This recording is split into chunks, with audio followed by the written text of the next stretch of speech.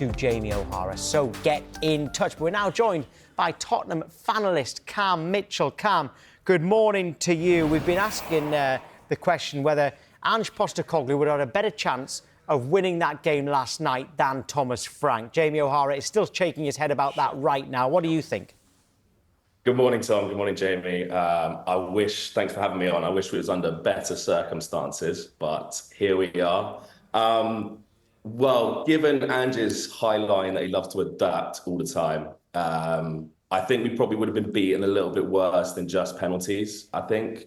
And I love Ange. He'll always have a special place in my heart, but I think probably the worst tactics to use against a team like PSG would be the high line. And I know he played a different way against Manchester United in the Europa League final, but we have to remember that was a very average Manchester United team, and not arguably the best in Europe.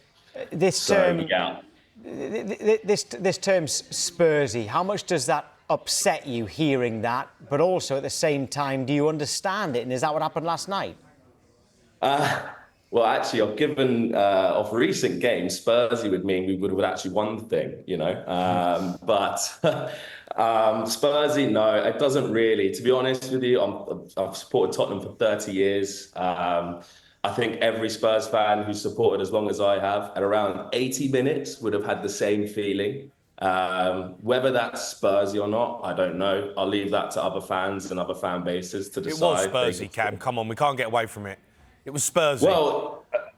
Well, the feeling I got in 80 minutes, I don't know whether that's Spursy or not, but it's the feeling of, something could still happen here. I wasn't confident at 80 minutes. I don't think any Spurs fan was. But I don't think it's fair to label Spursy on this new team, Thomas Frank's team. I think for 80 minutes, we were the much better team in the game. And you got to remember, this is his first competitive match. So to brand it Spursy after one game when, how many years has Mikel Arteta had in charge? And, we don't have a term for them for bottling it every year. Oh, wait, yeah, bottlers. Okay, so. I think Jamie quite enjoyed that one as well, Can. The subs changed the game, didn't they? Let's be honest, they really improved Paris Saint-Germain. But, of course, Tottenham then conceded twice with their subs. How crucial is it that Frank is given the chance to sign more players and get more strength in depth? Well, yeah, firstly, I just want to, I don't condone any of the abuse that sort of Mathys Tel has received after last night. This is a young player who obviously didn't play his best game, but new system, new team, didn't really have the minutes to show what he can do on the pitch. To sort of come at him like that is absolutely unacceptable, and I don't condone it on behalf of all Spurs fans, I think.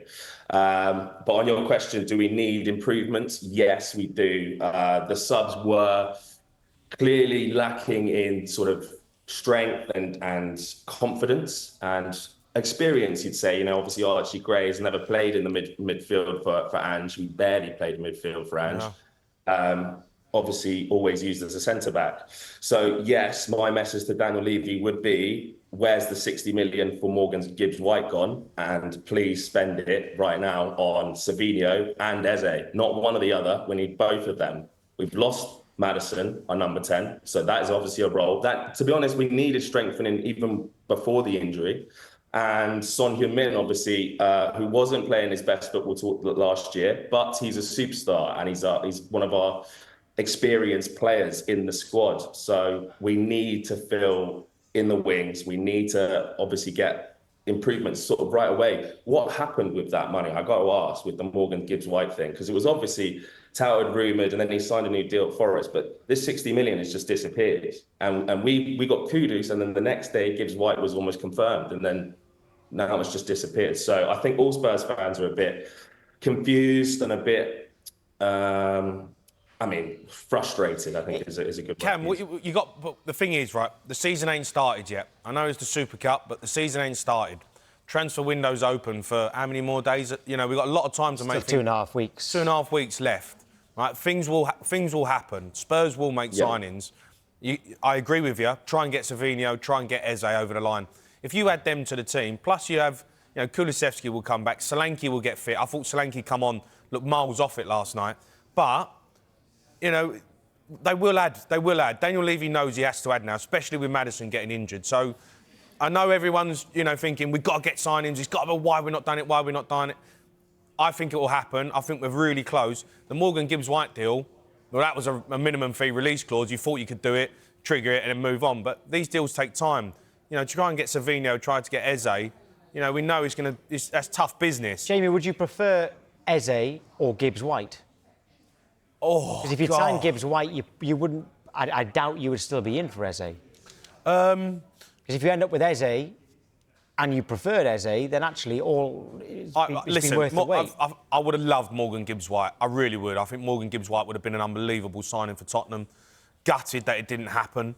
I think Eze, if we can get him over the line, I think he's a brilliant player. He's fantastic. I reckon we're probably going to have to compete with Arsenal. I think they want him as well. I like Savinho as well from Man City. I think they'd be brilliant signing. So, look, if we can get both of them over the line, great. Eze would be look, we've lost Maddison. He's out for the season, right, Cam? We need to add quality as a number 10. You need to add someone off the left. I totally agree with you there with Gibbs-White. I think that was a big misstep. I think just across the board, whatever happened there, who knows? But I think he can play a bit more centrally, whereas Eze is obviously, he can play centrally, but obviously can play off the wing as well. So I think they're slightly different players, but I think Gibbs-White obviously could have filled. Weirdly enough, I don't know if we'd have gone for Paulinho if we'd got Gibbs-White. We might have looked elsewhere. And tried to strengthen the wings as well. I think he played really, really well last night. I thought first game he looked in control of the game, and actually the control disappeared when he left the pitch. So no, I totally agree with you. Who would I rather have between Eze and Gibbs-White? Actually, just what you said, Jamie. I'd rather have Eze because Arsenal are going for him, and that would be hilarious. I know, but it'd be so Spursy if we go and compete with Arsenal and then they'd sign him. That's the last thing we need. Exactly. Is there anything else you need? Because in terms of improving the defence from last season, it would appear that the manager's been brought in to change the defence, or do you need more options there as well? Well, I actually thought the defence looked really good last night. I thought Kevin Danso looked really, really good, actually. I thought he turned into Roy Delap as well for some reason. He's just chucking balls in like he's Tom Brady in the NFL. It was unreal. So I really like that. We're playing a sort of back three, actually, for a lot of the game. And Spence was playing wide left and Porro was wide right, sort of 3-4-3. It was nice. It was good, and honestly, it was adaptable in the game. We obviously went to a back five in the end, which probably not the idea to do against the PSG team, who obviously you give them the ball, they're going to do things with it. I just think that was a bad decision, but you know, we live and we learn kind of thing. But in terms of the subs are poor. I thought the subs were poor last night. But here's a question, because we can talk about the back five, we can talk about the players. All right, Danso coming in, we've got Romero, he's the captain. Van der Ven, brilliant. OK, fine. Are you convinced with Richarlison and Solanke? Do you know what? Last night, Richie really impressed me, actually. I thought he was to be honest... Yeah, he worked hard. He worked hard, all right, but he done what you expect a striker to do, right? Hold the ball up, win free kicks, work hard. Don't get me wrong, I thought he'd done all right, but... You know, if we're talking about challenging, talking about Champions League football, talking about, you know, competing with the likes of Arsenal, Man City, Liverpool, who are, you know, going out signing top class centre forwards, I don't know if I'm convinced with Richarlison and Solanke. I think I was convinced with Solanke. I think Solanke stat-wise had a poor season last year, but I think there is a player there. Richarlison, honestly, before last night, if he'd said he was going to Saudi next week, I would have, you know, been absolutely fine with that. But my question, Jamie, is like, who do we get? I mean, Arsenal have been struggling to get a number 9 for how many years? Like, of a top number 9. Honestly, who do you go for that it instantly improves the team? And is achievable right now with the budget and sort of wage structure that we have at Tottenham. It's very difficult. But does that need to change, though? Does the wage structure need to change? Yeah. Oh, I think the wage structure needed to change for the last, you know, goodness knows how many years. I needed to change when I was there, Tom. Getting paid peanuts. You were always underpaid. No, that's the problem, right? I see a stat. I think Sky put it up. You know, a stat about players on over 100 grand a week. You know, I think Tottenham have got 3.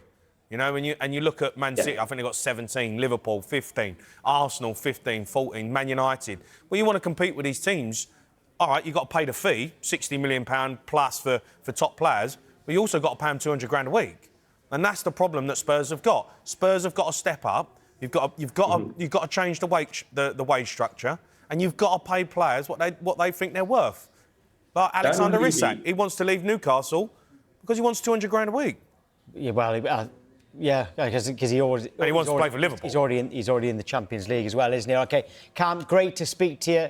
Remember that there is still 2.5 weeks left in this transfer window, so you could really strengthen in that time. Thank you. Cheers, Thank Cam. you, guys.